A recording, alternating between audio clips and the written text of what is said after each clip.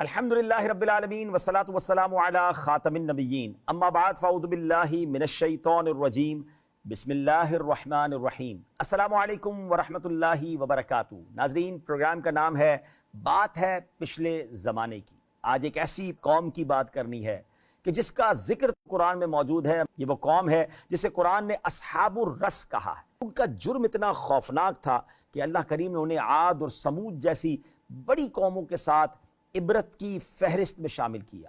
سوال یہ ہے کہ رس کیا تھا؟ کیا یہ کوئی شہر تھا یا پھر وہ خونی کنواں تھا جس میں ایک زندہ نبی کو دفن کر دیا گیا تھا؟ اللہ کریم نے قرآن مجید میں اصحاب الرس کے نام سے قوم کی سرکشی اور نافرمانی کی وجہ سے اس کی ہلاکت کا ذکر فرمایا۔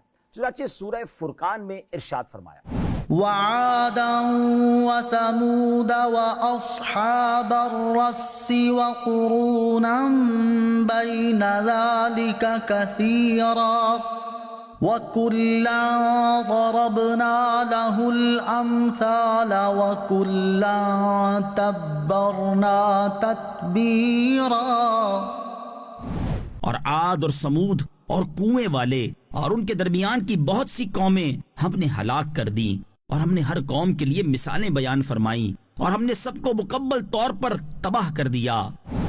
اور سورہ کاف میں ہلاک شدہ قوموں کی فہرست بیان کرتے ہوئے اللہ کریم نے اس طرح فرمایا، كذبت قبلهم قوم نوح وأصحاب الرس وثمود وعاد وفرعون وإخوان لوط وأصحاب الأيكة وقوم تبع كل كذب الرسل فحق وعيد۔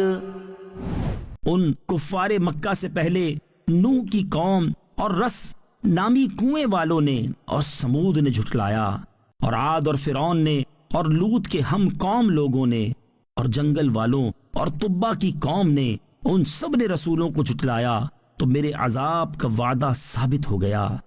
لغت میں رس اس پرانے کنویں کو کہتے ہیں جو پتھروں سے نہ بنا ہو بلکہ کچی مٹی کا ہو۔ چونکہ اس قوم کی پوری تاریخ اسی ایک کنویں کے گرد گھومتی ہے، اسی لیے انہیں اصحاب الرس یعنی کنویں والے کہا گیا۔ لیکن یہ لوگ کون تھے اور کہاں رہتے تھے؟ یہاں تاریخ خاموش نہیں بلکہ مفسرین کے اقوال مختلف سمتوں میں گھوم رہے ہیں۔ اس کے بارے میں 8 مختلف رائے پائی جاتی ہیں۔ حضرت علامہ ابن جریر رحمۃ اللہ تعالی علیہ کی رائے یہ ہے کہ رس کے معنی غار کے بھی آتے ہیں، اس لیے اصحاب الاخدود گھڑے والوں ہی کو اصحاب الرس بھی کہتے ہیں۔ حضرت حافظ ابن عساکر رحمۃ اللہ تعالی علیہ نے اپنی تاریخ میں اس قول کو حق بتایا ہے کہ اصحاب الرس قوم عاد سے بھی صدیوں پہلے ایک قوم کا نام ہے۔ یہ لوگ جس جگہ آباد تھے وہاں اللہ کریم نے ایک پیغمبر کو مبعوث فرمایا تھا۔ اس سرکش قوم نے اپنے نبی کی بات نہیں مانی اور کسی طرح بھی حق قبول نہیں کیا، بلکہ اپنے پیغمبر کو قتل کر دیا، جس کی سزا میں پوری قوم عذاب الہی سے ہلاک و برباد ہو گئی۔ حضرت امام ابن ابی حاتم کا قول ہے کہ آذربائیجان کے قریب ایک کنواں تھا، اس کنویں کے قریب جو قوم آباد تھی اس نے اپنے نبی کو کنویں میں ڈال کر زندہ دفن کر دیا تھا، اس لیے ان لوگوں کو اصحاب الرس کہا جاتا ہے۔ ایک اور قول یہ ہے، حضرت قتادہ رحمۃ اللہ تعالی علیہ فرماتے ہیں، یمامہ کے علاقے میں فلج نامی ایک بستی تھی، اصحاب الرس وہیں آباد تھے، اور یہ وہی قوم ہے جس کو قرآن مجید میں اصحاب القریہ بھی کہا جاتا ہے، اور یہ مختلف نسبتوں سے پکارے جاتے ہیں۔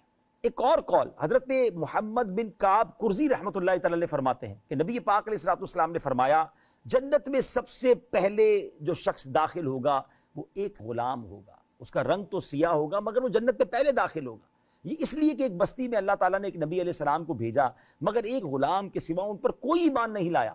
پھر اہل شہر نے اس نبی علیہ السلام کو ایک کنویں میں ڈال کر کنویں کے منہ پر ایک بھاری پتھر رکھ کر اسے بند کر دیا تاکہ اسے کوئی کھول نہ سکے، مگر یہ سیاہ فام غلام روزانہ جنگل سے لکڑیاں کاٹ کر لاتا، ان کو فروخت کر کے کھانا خریدتا، کنویں پر پہنچ کر پتھر اٹھاتا اور نبی علیہ السلام کی خدمت میں کھانا پیش کرتا تھا۔ یہ خدمت گاری جاری تھی کہ پھر ایک اور واقعہ ہوا کہ اللہ کریم نے اس غلام پر جنگل میں نیند طاری کر دی۔ ناظرین، یہ چند دلوں کی نہیں بلکہ 14 سالوں کی نیند تھی۔ جی ہاں، یہ غلام 14 سال تک سوتا رہا اور اس دوران قوم کے حالات بدل گئے، مگر یہ سوتا رہا۔ اب وہاں یہ ہوا، اس قوم کا دل بدل گیا، انہوں نے نبی علیہ السلام کو کنویں سے نکالا، ایمان قبول کر لیا، اور اس نبی علیہ السلام کا انتقال بھی ہو گیا۔ 14 سال بعد اس غلام کی آنکھ کھلتی ہے، وہ دوڑا دوڑا کنویں پر پہنچا کہ میں سوتا رہ گیا اور نبی علیہ السلام کو آج کا کھانا نہیں پہنچا ہوگا، مگر اسے کیا معلوم تھا کہ 14 سال گزر گئے، اور جب اس نے معلومات کی تو پتہ چلا کہ حالات بدل گئے۔ کنویں میں نبی علیہ السلام نہیں بلکہ ان کو تو لوگوں نے باہر نکال لیا تھا، توبہ بھی کر لی تھی، ان پر ایمان بھی لے آئے تھے، مگر کچھ دنوں پہلے ہی اس نبی علیہ السلام کا وصال ہو گیا تھا۔ یہ غلام اپنے پیارے نبی سے مل تو نہ سکا، مگر سبحان اللہ، اسی غلام کے متعلق میرے آقا نے ارشاد فرمایا جنت میں سب سے پہلے ایک سیاہ فام غلام جائے گا۔ ناظرین، خلاصہ کلام یہ ہے کہ اصحاب الرس کے بارے میں قرآن مجید سے اتنا تو پتہ چلتا ہے کہ ان لوگوں کا وجود یقیناً حضرت عیسیٰ علیہ السلام کے درمیان کے زمانے کی کسی قوم کا تذکرہ ہے یا کسی قدیم العہد قوم کا ذکر ہے۔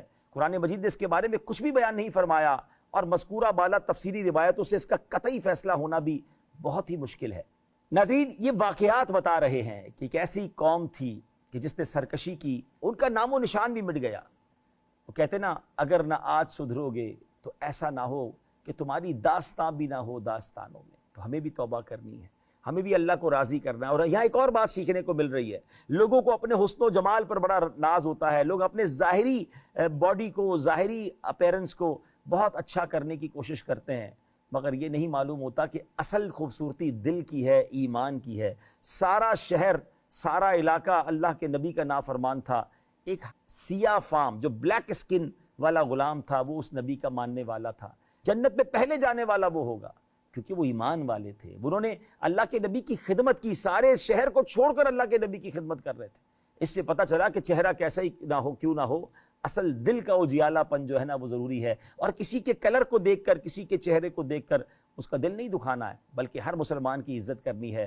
اور یقیناً اللہ کی بارگاہ میں تو پسندیدہ وہ ہے جو زیادہ تقوی والا ہے۔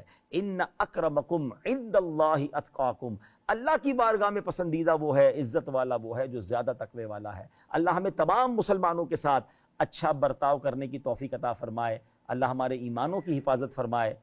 اگلے پروگرام میں پھر آپ سے ملاقات ہوگی۔ السلام علیکم ورحمۃ اللہ وبرکاتہ۔